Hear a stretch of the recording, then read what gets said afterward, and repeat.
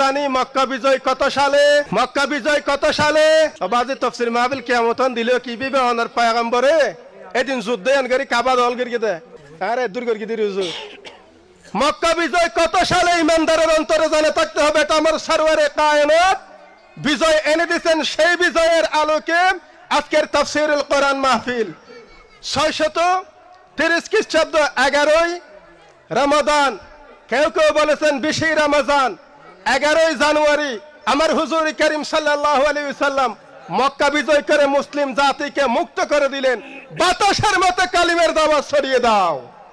এই আয়াতে কারিমে আল্লাহ তাআলা বলেন, ইন্না ফাতাহনা লাকা ফাতাহাম মুবিন, নিশ্চয় আমি তোমাদেরকে দিয়েছি মহাবিজয়, সুস্পষ্ট একটি বিজয় আমি আল্লাহ তাআলা আমার ইমানদার উম্মতের জন্য দিয়ে দিলাম। সুবহানাল্লাহ।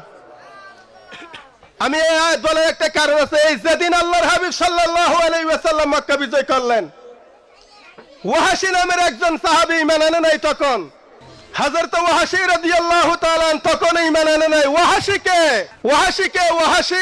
তো আমরা কি ইতিহাস জানি? যিনি হযরত রাসূল করিম সরওয়ারে কায়নাত সরতাজুল আম্বিয়া নূরে মুজাসসাম আমার রাসূল করিম সাল্লাল্লাহু আলাইহি ওয়াসাল্লামের চাচাজান হযরত আমির হামজা রাদিয়াল্লাহু তাআলা আনহুকে টুকরো টুকরো করেছেন এই ওয়াহাশী। আল্লাহর হাবিব যখন কাবা শরীফ বিজয় করলেন, ওয়াহাশী মাথায় কাপড় দিয়ে মহিলার মতো ঘুমটা দিয়ে আস্তে আস্তে রাস্তার ফাঁক দিয়ে চলে যাচ্ছেন। একজন লোক বললেন, এই ওয়াহাশী, একে ধরে নিয়ে আসো। তাকে ধরে নিয়ে আসা হলো। আসার পর রাসূল করিম সাল্লাল্লাহু আলাইহি সাল্লামের সামনে আনলেন এবং বললেন, আইনা তুরিদ ইয়া ওয়াহাশী, ওয়াহাশী তুমি কোথায় যাচ্ছ? হাত ইয়াদাক, হাত দাও, কালমা পড়ো। কেমন ব্যবহার!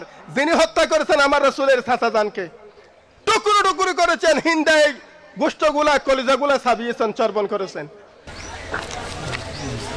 ওয়াহাশী বলল, হুজুর আমি ইসলাম গ্রহণ করব না। আপনি মুসলমানের পয়গম্বর, মুসলমানের দ্বীনের পয়গম্বর, দ্বীনের নবী, আপনাকে দেখতে মায়া লাগে, কিন্তু আমি ইসলাম গ্রহণ করব না, শর্ত আছে। লোকেরা আপনাকে দেখে আশা করে, তামান্না করে, লোকেরা আপনাকে দেখে বর্ষা পায়, কিন্তু আমি আপনাকে দেখে ভয় পাই। তামান্না হে না জান্নাত কি না খাহেশ হুর গেলে মাকে, তমন্না দিল হমারে কি হাবিবে কে বেরে আ জানে, তমন্না দিল হমারে কে হাবিবে কে বেরে আ জানে। হুজুর আপনাকে দেখে লোকেরা বর্ষা পায়, ঈমান গ্রহণ করে আপনার হাত দিয়ে, কিন্তু আমি আপনাকে দেখে ভয় পাই, এই কারণে পালিয়ে যাচ্ছে। ওয়াহাশী লা তাখাফ, তুমি ভয় করিও না, তুমি ইসলাম গ্রহণ করো, জান্নাত তোমার জন্য ঠিকানা। ওয়াহাশী বলল, হুজুর ঈমান গ্রহণ করব, সাথে সাথে যদি জান্নাতে যেতে পারি এই সার্টিফিকেট দিতে পারেন, আমি ওয়াহাশী 10,000 সাহাবীর সামনে কাবার মাঠে ঈমান গ্রহণ করব। এখন ঈমান সাথে জান্নাত।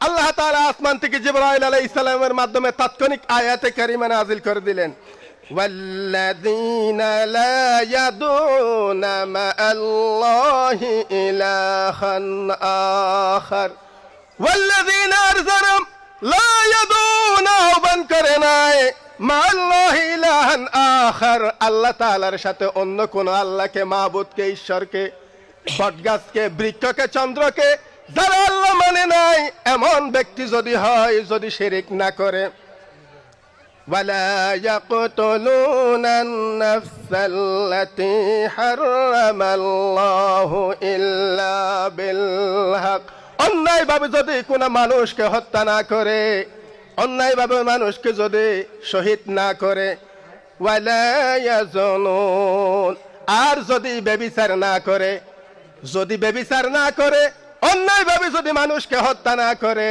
এবং আল্লাহ তাআলার সাথে যদি কাউকে শরীক না করে, 3টা কাজ যদি কোনো ব্যক্তি না করে, ওয়াহাশী তুমি ঈমান গ্রহণ করার পরে জান্নাতে যাবা। সুবহানাল্লাহ। ওয়াহাশী বললেন, হুজুর আমি ঈমান গ্রহণ করব না, চলে যাব। এখানে আল্লাহ তাআলা 3টা শর্ত দিয়েছেন। 1 নম্বর শিরিক, 2 নম্বর মানুষ হত্যা, দ্বিতীয় নাম্বার জেনা ব্যভিচার, তিনটা দোষ আমি করেছি, ইয়া রাসূলুল্লাহ আমি ঈমান গ্রহণ করে আর জান্নাত পাবো না, আমি চলে যাই, যেমন আছি তেমন থাকবো। এখানে আল্লাহ শর্ত দিয়েছেন, ইন্নী আরা ফীহি শারতান, শর্ত দিয়ে দিয়েছেন আল্লাহ তাআলা। হুজুর আমি শিরিক করেছি, আপনি আয়াতে কারিমায় বলেছেন মা আল্লাহি ইলাহান আহার, আল্লাহ তাআলার সাথে যাতে কেউ শরীক না করে, কিন্তু আমি ওয়াহাশি শিরিক করেছে, ইন্নী আশরাকতু বিল্লাহ, আমি আল্লাহ তাআলার সাথে শিরিক করেছি। দ্বিতীয় নাম্বার আপনি বলেছেন ওয়া কাতালতুন নাফসাল্লাতী হারামাল্লাহু ইল্লা বিল হক, অন্যায়ভাবে যে মানুষকে মারবে সে জান্নাতে যেতে পারবে না। হুজুর আমি অনেক মানুষ হত্যা করেছি, ওয়া কাতালতুন নাফসাল্লাতী, অনেক মানুষ আমি হত্যা করেছি। তৃতীয় নাম্বার বলেছেন ওয়ালা ইয়াজুনুন, যে ব্যক্তি ব্যভিচার করে নাই, জিনা করে নাই, সে জান্নাতে যাবে। হুজুর আমি বলতে পারবো না অনেক ব্যভিচার করেছে, ওয়াজানাইতু, আমি অন্যায় করেছি, অবিচার করেছি, তো তিনটা দোষ আমার, আপনার হাতে আর হাত রেখে আমি জান্নাতে যাওয়ার কিভাবে আশা করব? আপনি এমন আয়াত আনেন আল্লাহ থেকে যে আয়াতে বলবে ঈমান আছে জান্নাতে চলে যাবে, দ্বিতীয় কোনো বাধা নাই, শর্ত নাই। আল্লাহ তাআলা আসমান থেকে দেখে রইলেন, তাৎক্ষণিকভাবে হযরত জিবরাইল আলাইহিস সালামকে পাঠিয়ে দিলেন।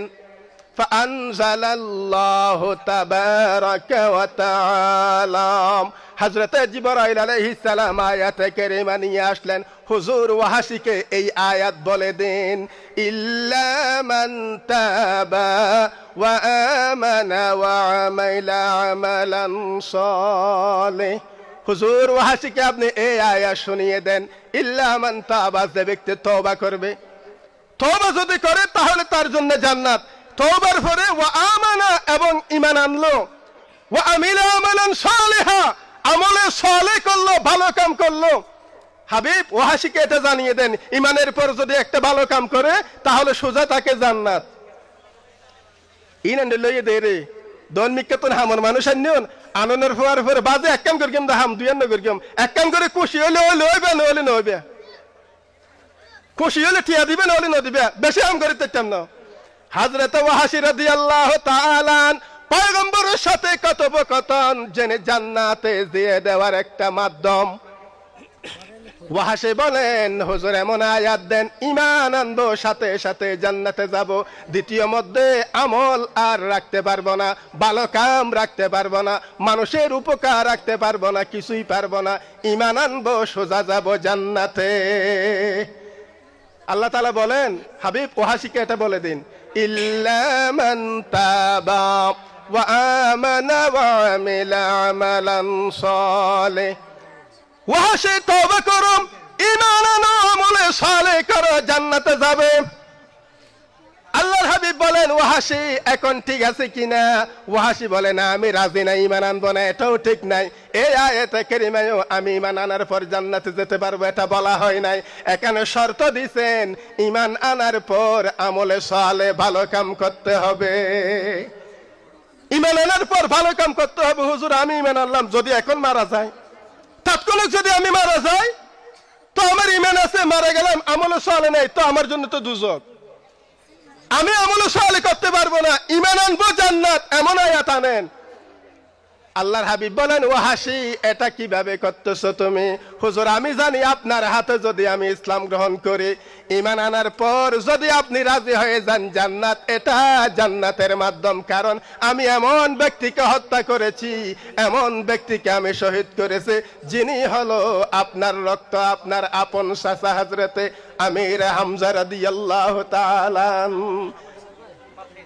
উনি হবেন, আপনি হবেন সাক্ষী, উনি আমার জন্য মামলা দায়ের করবে আদালতে, আল্লাহ তাআলার আদালতে। আমি বাঁচবো কিভাবে এখানে যদি আপনার থেকে মুক্ত না লই? এভাবে যদি মুক্ত হয়ে না যায় আপনার থেকে, আমি ওখানে কিভাবে বাঁচবো? আল্লাহ তাআলা এখানে শর্ত দিয়েছেন, ইন্নী আরা ফীহি শারতান ফাহুয়াল আমালুস সালিহ। এখানে আল্লাহ তাআলা আমলে সালেহের শর্ত দিয়েছেন, ভালো কাজের শর্ত দিয়েছেন। এমন একটি আয়াত আল্লাহ পাক থেকে নিয়ে আসেন যে আয়াতে কারিমা শোনার সাথে সাথে আমি জান্নাতে যেতে পারবো।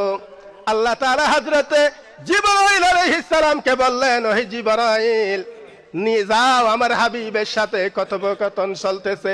ফাআনজালাল্লাহু তাবারাকা ওয়া তাআলা, তাৎক্ষণিকভাবে হযরত জিবরাইল আলাইহিস সালাম আয়াতে কারিমা নিয়ে আসলেন, ইন্নাল্লাহা লা ইয়াগফিরু আন ইউশরাকা বিহি ওয়া ইয়াগফিরু মা দুনা যালিকা লিমান ইয়াশা। ইন্নাল্লাহা লা ইয়াগফিরু, নিশ্চয় আল্লাহ তাআলা গুনাহ ক্ষমা করবেন না, ইউশরিকা বিহি, যে ব্যক্তি শিরিক করলো, ভুল করলো, অন্যায় করলো, আল্লাহ পাকের সাথে অন্য কাউকে মেনে নিল, ওয়ায়াগফিরু মা দুনা যালিকা লিমান ইয়াশা, এছাড়া বাকি যাদেরকে ইচ্ছা মন চায় আল্লাহ পাক মাফ করে দেবেন। হযরত ওয়াহাশী বললেন, হুজুর আল্লাহ পাক ঈমান আনলে গুনাহ ক্ষমা করে দিবেন, এটা ঠিক আছে, শেষে যে বলছেন লিমান ইয়াশা, যাকে ইচ্ছা তাকে মাফ করবেন, আমাকে যদি আল্লাহ মাফ না করে আপনি কি করবেন? এখনো ঈমান আনবো না, আমি চলে যাচ্ছি। ওয়াহাশী বলে, হুজুর আমি চলে যাচ্ছি, এখনো শর্ত আছে। ইন্নী আরা ফীহি শারতান আইজা, এখনো আল্লাহ পাক শর্ত দিবেন, আমি আপনার হাতে আর ঈমান আনতে পারবো না, দুজকি আছে, দুজকি থাকবো। আপনি মক্কা বিজয় করেছেন, মক্কা নিয়ে থাকেন, আপনি যাবে মুহাম্মদ মুস্তাফা আর কাবা মে রাখতে হে কদম, सर के बल गिरते बुतों ने कुल हो अल्लाह कह दिया, सर के बल गिरते बुतों ने कुल हो अल्लाह कह दिया। 10,000 সাহাবী নিয়ে মক্কার মধ্যে আপনি কদম মোবারক রাখলেন, বিজয় করলেন। হুজুর আমি খুশি হলাম, কিন্তু আমি গুনার বোঝা নিয়ে জাহান্নামে যাব, এটাও আমি বুঝে গেছি। এমন আয়াত আল্লাহ পাক থেকে আনুন, ঈমান আনবো আপনার হাতে, যাব সুদা জান্নাতে, আপনি আমাদের সারা নবী, সুবহানাল্লাহ। ওয়াহাশী এখানে কি দিছে? হুজুর এখানেও শর্ত দিছে। কিসের শর্ত? হুজুর লিমান ইয়াশা শব্দ বলেছেন আল্লাহ তাআলা, যাকে ইচ্ছা তাকে মাফ করবে ঈমান আনার পর, যদি আমাকে মাফ না করে, যাকে ইচ্ছা তাকে মাফ করবেন। এর ভিতরে যদি আমি তাকে, যে আমাকে মাফ করে নাই বাকিকে মাফ করেছেন, হুজুর আমি তাও এই সন্ধ্যার মধ্যে ঈমান আমি আনবো না। আল্লাহ তাআলা রাসূল কারীম সাল্লাল্লাহু আলাইহি ওয়াসাল্লামের এই বরকতপূর্ণ কাজ কর্মগুলো দেখে রইলেন। জিবরাইল আমার হাবিব কি করতেছে দেখুন। ওয়াহাশী এমন আয়াত চায়, আমি আল্লাহ তাআলার উপর ঈমান আনবো, যদি তাৎক্ষণিক মারাও যায় সোজা যাবে জান্নাতে। জিবরাইল আয়াতে কারিমা নিয়ে যাও, আমার হাবিবকে জানিয়ে দেন, বিসমিল্লাহির রহমানির রহিম, قل يا عبادي الذين أسرفوا على أنفسهم لا تقنطوا من رحمة الله। قل হাবিব, দোস্ত মুহাম্মদ সাল্লাল্লাহু তাআলা আলাইহি ওয়াসাল্লাম, আপনি আপনার এই ওয়াহাশীকে জানিয়ে দেন, আল্লাযীনা আসরাফু আলা আনফুসিহিম, যারা নিজেরাই নিজেদের উপর জুলুম করেছে, অত্যাচার করেছে, নামাজ পড়ে নাই, রোজা রাখে নাই, হজ করে নাই, টাকা টাকার পরেও যাকাত দেয় নাই, এমন অপরাধ যদি করে থাকে হাবিব, এই ওয়াহাশীকে আপনি জানিয়ে দেন, লা তাকুনাতু মির রাহমাতিল্লাহ, আল্লাহ তাআলার রহমত থেকে যাতে নিরাশ না হয়। 17 বছর জুলুমে থেকে আজকে রহমতের দিনে যাতে ফিরে না যায়, ঠিক কিনা?